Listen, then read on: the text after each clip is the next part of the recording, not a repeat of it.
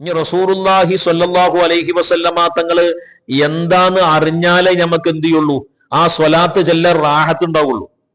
ബഹുമാനപ്പെട്ട സ്വലാഹുദ്ദീൻ തങ്ങൾ പറയുന്നത്, റസൂലുള്ള എന്ന് പറയുന്നത് ഈ ലോകത്തിന്റെ ഉറവിടവും ഈ ലോകത്തിന്റെ തൂണുമാണ്.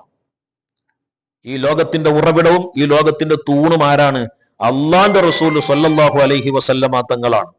ആ റസൂലുള്ളാഹി സ്വല്ലല്ലാഹു അലൈഹി വസല്ലമ തങ്ങളെ ആവാഹിക്കാൻ, ആ റസൂലുള്ളാഹി സ്വല്ലല്ലാഹു അലൈഹി വസല്ലമ തങ്ങളെ കുറച്ചെങ്കിലും നിങ്ങൾക്ക് സ്നേഹിക്കാൻ പറ്റണമെങ്കിൽ ചുരുങ്ങിയത് നിങ്ങൾ 2000 സ്വലാത്തെങ്കിലും ചെല്ലണം എന്ന് പറഞ്ഞു. കാരണം എന്നാലേ ഡയറക്റ്റ് ആയിട്ട് എന്ത് ഉണ്ടാവുള്ളൂ, റസൂലുള്ളയുമായിട്ടുള്ള ബന്ധം ഉണ്ടാവുള്ളൂ. എന്നാൽ ഒറ്റ സ്വലാത്ത് കൊണ്ട് മദീന തുറക്കുന്ന മഹാന്മാരുണ്ട്. അതെന്താണ്? ആ ഹഖീഖത്ത് മുഹമ്മദിയത്തിന്റെ പൊരുൾ ഹൃദയം കൊണ്ട് ഏറ്റുവാങ്ങിയ ആൾക്കാരാണ്.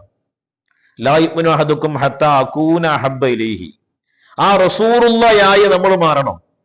നമ്മളിലൊക്കെ അള്ളാഹുവിന്റെ റസൂലുണ്ട്. അല്ലാഹു സുബ്ഹാനഹു വ തആല പരിശുദ്ധമായ ഖുർആനിൽ പറഞ്ഞില്ലേ, മാ കാന അല്ലാഹു ലിയുഅദ്ദിബഹും വ അൻത ഫീഹിം. നബിയെ, നിങ്ങളെ സമൂഹത്തിന് നമ്മൾ ഒരിക്കലും എന്ത് ചെയ്യൂല, ശിക്ഷിക്കൂല നബിയെ. വ അൻത ഫീഹിം, നബിയെ നിങ്ങൾ അവരിലാണ്.